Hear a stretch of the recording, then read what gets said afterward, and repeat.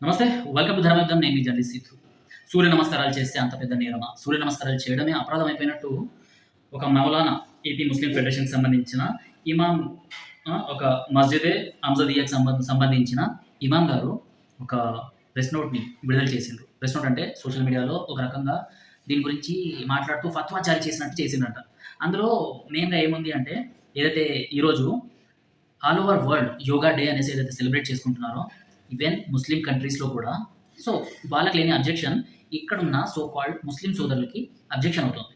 So వాళ్ళకి problem అవుతుందన్నమాట. ఎందుకంటే రాష్ట్ర ప్రభుత్వం నిర్వహిస్తున్న యోగా డేని తిరస్కరిస్తున్నాను అంటే నేను తిరస్కరిస్తున్నాను.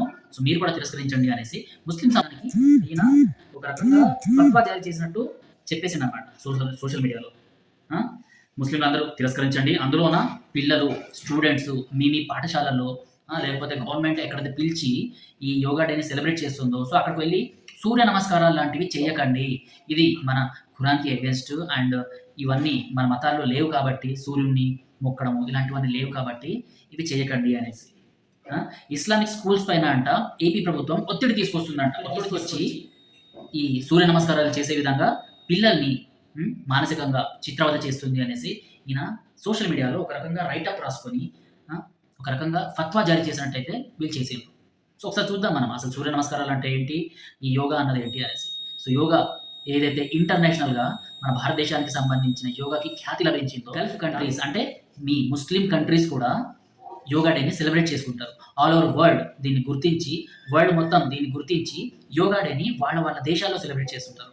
సో ముస్లిం సంబంధించిన ఏవైతే దేశాలు ఉన్నాయో ఆ దేశాలకు సంబంధించిన ప్రతినిధులు, ఆ దేశానికి సంబంధించిన అధ్యక్షులు, ఆ దేశాలకు సంబంధించిన ప్రధానమంత్రులు, ఆ దేశాలకు సంబంధించిన యువరాజులు కూడా ఈ యోగా డేని సెలబ్రేట్ చేస్తుంటారు. సో వాళ్ళ యోగా పోస్చర్స్‌తోని కొన్ని ఫోటోస్, వీడియోస్ మనం సోషల్ మీడియాలో చూస్తూనే ఉంటాం.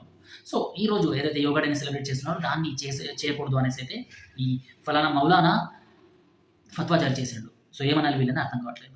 నమాజ్ ఏదైతే చేస్తారో అందులో ఏవైతే పోస్చర్స్ ఉంటాయో అలాంటివే సూర్య నమస్కారాల్లో కూడా ఉంటాయి. నమాజ్ ఇవన్నీ ఏదైతే ఇస్లాంలో అల్లాని మీరు పూజించడం కోసం ఓకే. మేము మా హిందూ ధర్మంలో పూజించడం అనేసి అంటాం కదా! సో అల్లాని మీరు ప్రసన్నం చేసుకోవడానికి మేమేవైతే పూజలు చేస్తుంటామో అలా మీరు ఈ నమాజ్ అన్నది చేస్తుంటారు. సో అందులో ఎలాంటి తప్పు లేదు. మీకు ఎలాంటి సంస్కారాలు మీ మతం నుంచి వచ్చాయో అలాంటి సంస్కారాలు మీరు పాటిస్తున్నారు. కానీ అంతకన్నా ముందే ఈ నమాజ్‌లో ఏవైతే ఈ పోస్చర్స్ ఉంటాయో, ఆ పోస్చర్స్‌తోని సూర్య నమస్కారాలు అండ్ కొన్ని ఆసనాలు ఇవన్నీ భారతదేశంలో ఎప్పుడో సనాతన ధర్మంలో ఎప్పుడో అనాదిగా వేలాది సంవత్సరాల ముందు నుంచే ఇక్కడ ఉన్నాయి. నమాజ్‌కైనా, సూర్య నమస్కారాలకైనా రెండిటి మధ్యన పెద్ద భేదభావాలన్నవి అంతగా ఉండవు. అయినా కూడా 2 కూడా శరీరానికి మంచివే.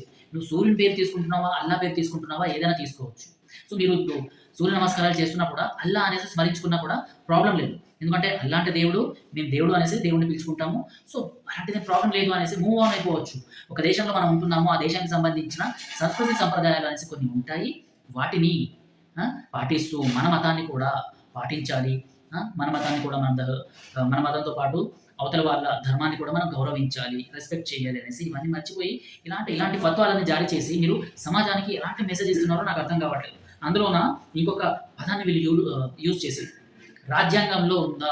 ఎవరైనా చెప్పారా? రాజ్యాంగంలో ఇది ఉంది కంపల్సరీ సూర్య నమస్కారాలు చేయాలి అనేసి అని ఈ మౌలానా గారు మాట్లాడడం జరిగింది. సో మనం అర్థం చేసుకోవచ్చు ముస్లిం సమాజం ముందుకు వెళ్తుందా? లేకపోతే ఇలాంటి వాళ్ళ వల్ల వెనక్కి వెళ్తుందా అనేసి. రాజ్యాంగంలో ఎక్కడైనా కంపల్సరీగా సూర్య నమస్కారాలు చేయాలనేసి ఉంటదా? సో ఈ రాజ్యాంగాన్ని మధ్యలో తీసుకురావాల్సిన అవసరం ఏముంది? సో రాజ్యాంగం మధ్యలో తీసుకొచ్చి రాజ్యాంగంలో ఇది ఉంది, రాజ్యాంగంలో ఉంటేనే మేము చేస్తాము అంటే రాజ్యాంగంలో ఉన్న ఎన్నిటిని మీరు ఫాలో అవుతున్నారు. రాజ్యాంగంలో ఉన్న రాముడిని అవమానించొద్దు, రాముడిని అసలు ఒక మాట మాట్లాడొద్దు, హిందూ ధర్మాన్ని కూడా విమర్శించొద్దు. అలా విమర్శిస్తే రాజ్యాంగం ఫస్ట్ పేజ్ పైన ఏదైతే రాముల వారి చిత్రపటం ఉంది కదా! సో వాటిని అవమానించినట్టే అంటే రాజ్యాంగాన్ని అవమానించినట్టు. సో మీ పైన కేసు నమోదవుతుంది అనేసి తెలియదా మీకు? తెలియకుండానే ఇవన్నీ మీరు శ్రీరాముల వారిని, హిందూ ధర్మంలోని దేవీ దేవతల్ని, సనాతన ధర్మాన్ని మీరు ఎప్పుడు పడితే అప్పుడు తిడుతూ ఉంటారు. ఎప్పుడు పడితే అప్పుడు మీ నోటికొచ్చినప్పుడు ఏదో ఒకటి మాట్లాడుతూ ఉంటారు. ఇవన్నీ రాజ్యాంగంలో ఉన్నాయా మరి? రాజ్యాంగంలో ఉన్నాయి కదా మరి. సో ఇలాంటివన్నీ మీరు పాటించినప్పుడు ఇక్కడ రాజ్యాంగం కన్నా మీరు షరియానే మాకు గొప్ప, మాకు ఖురానే గొప్ప అనేసి మీరు అనుకుంటున్నప్పుడు మళ్ళా ఇప్పుడు రాజ్యాంగం గురించి మాట్లాడుతుంటే నిజంగా దీన్ని తీసుకోవడానికి ఎవరు ముందుకు రారు. మీకు ఇటు రాజ్యాంగం గొప్పనా లేకపోతే మతం ఆధారంగా ఏర్పాటు చేసిన షరియా అండ్ ఖురాన్ గొప్పనా అన్నది క్లియర్ చేసుకోవాలి. ఆ తర్వాత దీని గురించి మాట్లాడాలి. రాజ్యాంగం గురించి మాట్లాడాల్సి వస్తే. సరే రాజ్యాంగం, ఖురాన్ కాస్త పక్కన పెట్టేద్దాం. బికాజ్ ఖురాన్నైనా లేకపోతే రాజ్యాంగాన్నైనా నేను చాలా గౌరవిస్తాను. ఖురాన్ అన్నది కూడా సరే మంచిగా ఎలా బతకాలి అన్నది మనకు నేర్పిస్తుంది. అందులో కూడా కొన్ని ఇష్టం లేనివి ఉంటాయి. సో, ఇష్టం లేని వాళ్ళకి అవన్నీ నచ్చవు.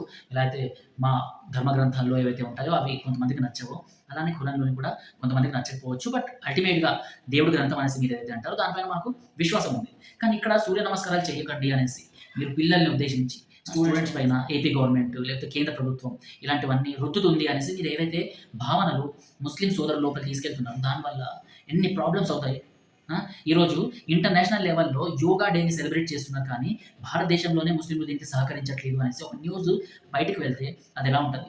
అంటే ఇలాంటివన్నీ ఏవైతే మాట్లాడకూడదో అలాంటివన్నీ మాట్లాడేసి మీరు మిమ్మల్ని మత పెద్దల్లాగా చూసుకుంటుంటే నిజంగా మత పెద్ద అన్నది ఆ ధర్మాన్ని, ఆ మతాన్ని కాపాడుకునే వాళ్ళు, అలానే దేశాన్ని సంరక్షించే వాళ్ళు, దేశాన్ని కాపాడుకునే వాళ్ళలాగా ఉండాలి. కానీ మీరేం చేస్తున్నారు? హిందువుల, ముస్లింల మధ్యన చీలికలు తీసుకొచ్చేలాగా ఇలాంటివన్నీ మాట్లాడుతున్నారు మౌలానా గారు. సో, ఇది ఇవాళ మన టాపిక్. ఏదైతే సూర్య నమస్కారాలు హరాం, సూర్య నమస్కారాల పైన ఫత్వాని మేము తీసుకొస్తాము. ఆంధ్రప్రదేశ్ ఆంధ్రప్రదేశ్ అండ్ కేంద్ర గవర్నమెంట్ ఇలాంటివన్నీ ముస్లింల పైన రుద్దుతుంది. ముస్లింలు సూర్య నమస్కారాలు చేయకండి అనేసి ఇలాంటి మాటలు ఏవైతే మాట్లాడుతున్నారో అలాంటి మాటలు ఇంకొకసారి మాట్లాడకండి. సో, దీనిపై వ్యూవర్స్ ఏమైనా కామెంట్ చేయాలనుకుంటే కింద కామెంట్ చేయవచ్చు. టిల్ దెన్ జై హింద్, జై భారత్.